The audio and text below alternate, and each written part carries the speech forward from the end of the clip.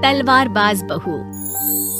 बचपन का शौक समझ निक्की के घर वाले उसका एडमिशन फेंसिंग कोचिंग में करा तो देते हैं, पर कुछ सालों बाद वही शौक जब उसका जुनून और सपना बन जाता है तो सब उसके खिलाफ हो जाते हैं। और लड़की के हाथ में तलवार दो ना, अब मैडम तलवारबाज बनना चाहती है। बच्ची का शौक समझ दाखिला करवा दिया, क्या पता था ये सब देखना पड़ेगा। अरे बहुत हो गई तलवारबाजी, आज से तू सिर्फ रसोई और बेलन देखेगी। पर मम्मी पापा, फेंसिंग भी फुटबॉल और क्रिकेट की तरह एक स्पोर्ट है। थोड़ी और प्रैक्टिस के बाद मुझे स्टेट, फिर नेशनल और फिर इंटरनेशनल खेलने का मौका भी मिल सकता है। निक्की की बात से भड़के हुए घर वाले आगे कुछ सुने या समझे बिना उसके घर में रहने का ऐलान कर देते हैं, जिसके कुछ हफ्तों बाद निक्की की आयुष के साथ शादी हो जाती है। ससुराल पहुंचने के कुछ दिनों बाद बहुत हिम्मत के साथ निक्की फिर वही फरियाद लिए इस बार अपनी सास के पास जाती है। मम्मी जी, क्या मैं कोचिंग दोबारा शुरू कर सकती हूँ? कैसे कोचिंग? तेरे मम्मी पापा ने तो हमें किसी कोचिंग या पढ़ाई के बारे में नहीं बताया। वो पढ़ाई नहीं, फेंसिंग की कोचिंग है। अरे देख, अपने अंग्रेजी के बड़े बड़े शब्द ना मुझसे ना बोला कर, सीधे सीधे बता कि ये फेंसिंग है क्या।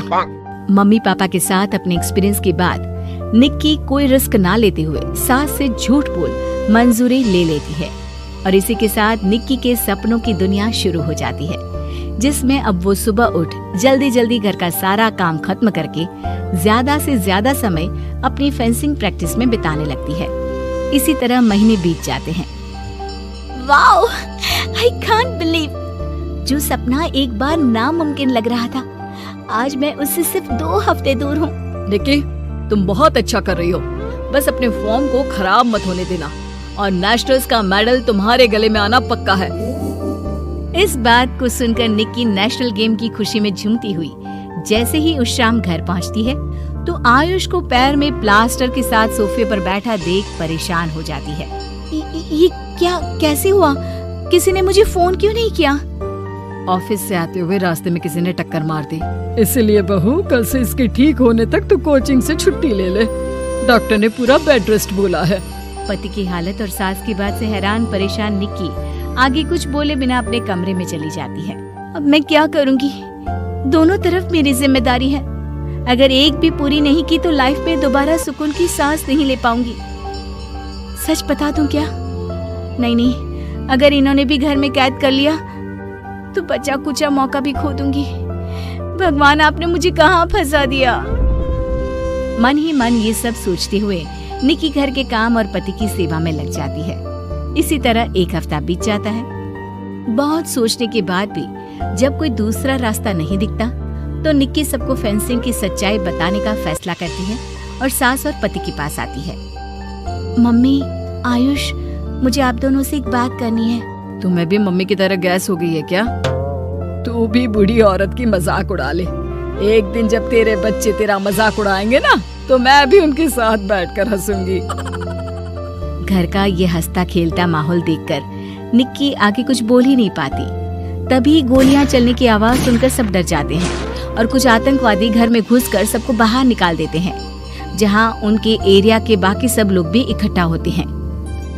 ये किसी भी तरह के होशियारी नहीं करेगा, हमें बस कुछ समय के लिए चुप रहने की जगह चाहिए, इसलिए अगर तमीज में रहोगे तो जिंदा बच जाओगे, और अगर मरने का ज्यादा मन हो तो अपना CID वाला दिमाग चला सकते हो। डर की वजह से कोई इसके आगे कुछ नहीं बोलता। कुछ घंटे इसी तरह आतंकवादियों की कैद में बैठे रहने के बाद निक्की की सास गुस्से में चिल्लाने लगती है। अरे तुम कल मुँहों को आम लोगों को परेशान करने के अलावा और कुछ नहीं आता क्या? मैं कहती हूँ, अरे एक एक को मेरी बद्दुआ लगेगी, कोई जिंदा नहीं बचेगा। ये अब क्या कर रही हो मम्मी? सॉरी, वो परेशान हो गई इसलिए कुछ भी बोल दिया। प्लीज इन्हें छोड़ दीजिए, अब कुछ नहीं बोलेंगी। अरे तू डरपोक की तरह इनसे माफी मांग रहा है, कुछ तो अपने पापा के गुण ले लेता। अगर आज वो यहाँ होते तो इतनी देर में सबका गला काट चुके होते। क्या मतलब? नहीं मम्मी, प्लीज दोबारा वही सब शुरू मत करना। आखिर कोई मुझे भी बताएगा कि बात क्या है? तेरे ससुर जी अपने समय के सबसे बेहतरीन और उम्दा तलवारबाज थे। कोई कितनी भी बड़ी बंदूक या कितने भी ज्यादा हथियारों के साथ उनके सामने क्यों ना आ जाए, सबको एक एक करके चित कर देते थे। वाह, ससुर जी और क्या क्या करते थे? निक्की का इंटरेस्ट देख सास उसे ससुर जी और उनकी तलवारबाजी की कहानियां सुनाने लगती है, जिन्हें बहुत देर तक सुनने के बाद अपने आप को रोक ना पाते हुए निक्की आखिर उनसे तलवार के बारे में पूछ ही लेती है। मम्मी जी, क्या पापा जी की वो तलवार आज भी आपके पास है? अरे इन्होंने अपने बेटे से ज्यादा उस तलवार से प्यार किया है तो फेंक कैसे देती, संदूक में संभाल कर रखी है। आयुष की बात सुन निक्की की आंखें चमक उठती हैं और वो सब कुछ भूल तलवार निकालने की बात कर बैठती है, जिसे सुन बाकी दोनों की आंखें फट जाती हैं। क्या बोला, जरा फिर से बोल। क्या कहानियां सुनकर तुम भी अपने आप को झांसी की रानी समझने लगी? यही समझ लो कि तुमने झांसी की रानी के साथ ही शादी की है। ओ मोहतरमा, जरा सपनों की दुनिया से बाहर निकल आओ और शांति से बैठ जाओ, आई बड़ी झांसी की रानी बनेगी। माहौल की गंभीरता और सास आयुष का रिएक्शन देख निक्की के पास उन्हें सच्चाई बताने के अलावा और कोई ऑप्शन नहीं बचता, इसलिए वो बिना कुछ सोचे समझे और देर किए उन्हें पूरी सच्चाई बता देती है, जिसे सुन दोनों भौंचक्के रह जाते हैं। और इसी के साथ अगले हफ्ते मुझे नेशनल्स खेलने का भी मौका मिला है, भरोसा कीजिए मैं कर सकती हूँ। निक्की की बातों से अभी तक सदमे में बैठे आयुष और सास उनकी तबीयत खराब होने का बहाना बनाते हैं और दवाइयाँ लाने के बहाने घर के अंदर जाने की बात करते हैं, जिस पर एक आतंकवादी भी उनके साथ घर के अंदर जाता है। निक्की दवाइयाँ लेने के बाद बाथरूम का बहाना बनाकर सास के कमरे में पहुंच जाती है। अब क्या बाथरूम भी साथ चलोगे? यहीं कमरे में रुको। 5 मिनट में बाहर नहीं आई तो अंदर आकर सारी गालियां सिर में उतार दूंगा। निक्की बाथरूम के अंदर चली जाती है। अब क्या करूं? तलवार कैसे निकालूं? मुझे किसी भी तरह इससे छुटकारा पाना होगा। सोच निक्की, जल्दी कुछ सोच। कुछ देर परेशान बाथरूम में इधर से उधर घूमने के बाद निक्की की नजर फर्स्ट एड बॉक्स पर पड़ती है और वो तुरंत उसमें से कैंची निकालकर उसे छुपाते हुए चुपचाप बाहर निकल आती है। हो गया तुम्हारा सारा नाटक खत्म, अब चुपचाप ये दवाइयाँ उठाकर बाहर चलो।